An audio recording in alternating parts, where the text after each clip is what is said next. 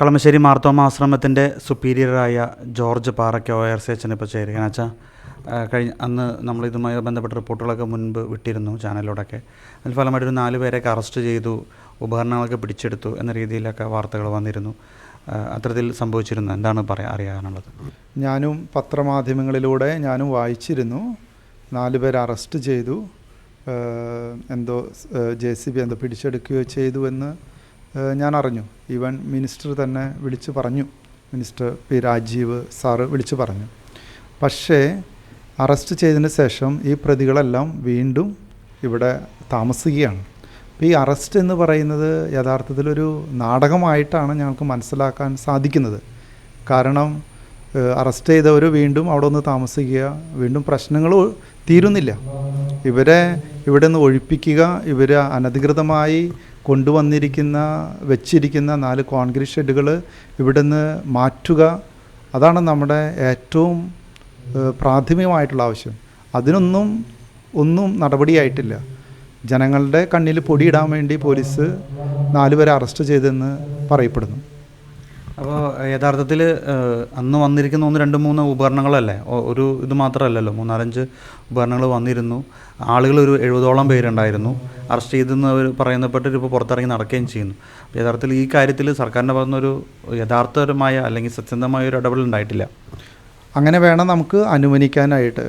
കാരണം സത്യസന്ധമായ ഒരു ഇടപെടൽ സർക്കാരിൻ്റെ ഭാഗത്തു നിന്നും ജനപ്രതിനിധികളുടെ ക്രിയാത്മകമായിട്ട് ഇടപെടലുണ്ടെങ്കിൽ അവർ ഈ വിഷയത്തെ ഗൗരവമായിട്ട് കാണുകയും അതിനെതിരെ പ്രതികരിക്കുകയും വേണ്ട സത്വര നടപടികൾ എടുക്കുകയും ചെയ്യും.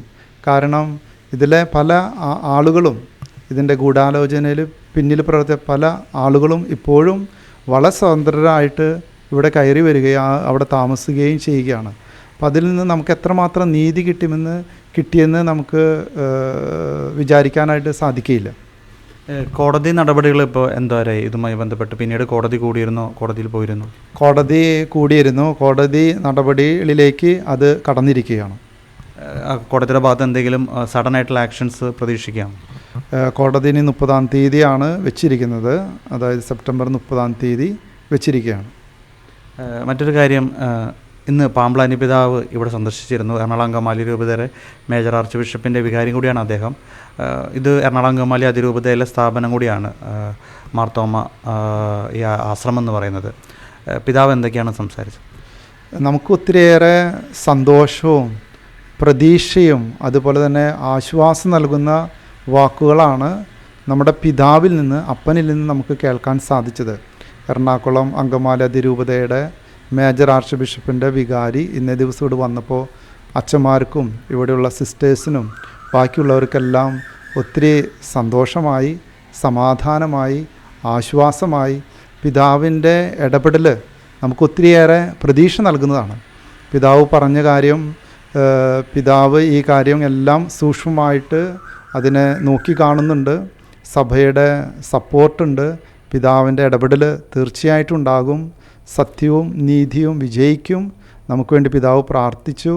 അതോടൊപ്പം തന്നെ നമ്മളെ കുറേ നേരം പിതാവ് നമ്മളുടെ ആ സെപ്റ്റംബർ 4-ാം തീയതി നടന്ന സംഭവത്തിൻ്റെ വിശദ വിവരങ്ങൾ സൂക്ഷ്മതയോടെ ചോദിച്ചറിയുകയും അച്ഛന്മാരോട് എല്ലാ കാര്യങ്ങളും തിരക്കുകയും സിസ്റ്റേഴ്സിനെ കാണുകയും അവരുടെ വിഷമങ്ങളും മനസ്സിലാക്കി അതിൻ്റെ ബുദ്ധിമുട്ടുകളും പ്രയാസങ്ങളും അതോടൊപ്പം തന്നെ അതിൻ്റെ സീരിയസ്നെസ്, ഇതൊരു കത്തോലിക്ക സ്ഥാപനമായ ആശ്രമത്തിന് നേരെയുണ്ടായ ഗൂഢവും അതുപോലെ തന്നെ സംഘടിതവും നീചവുമായിട്ടുള്ള ഒരു ആക്രമണമാണ്, അതിക്രമിച്ച് കയറിയ ഒരു സിറ്റുവേഷനാണ്. അപ്പോൾ അതിൻ്റെ സീരിയസ്നെസ് പിതാവിന് കൃത്യമായിട്ട് മനസ്സിലായിട്ടുണ്ട്.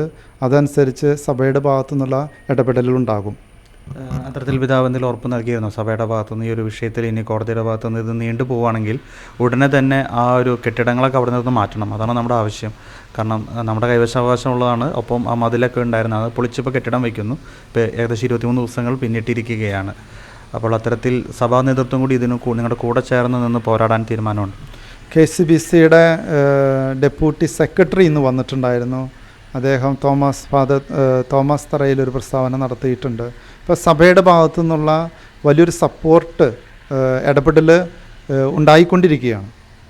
വലിയ പ്രതീക്ഷ നൽകുന്നുണ്ട് അതല്ലേ? അതെ, തീർച്ചയായിട്ടും നമ്മൾ എറണാകുളം അങ്കമാലി അതിരൂപതയുടെയും അതുപോലെ തന്നെ ആഗോള കത്തോലിക്ക സഭയുടെയും മക്കളാണ്. നമ്മളെല്ലാവരും ഒരേ ലക്ഷ്യത്തിലേക്ക് നീങ്ങിക്കൊണ്ടിരിക്കുന്നവരാണ്.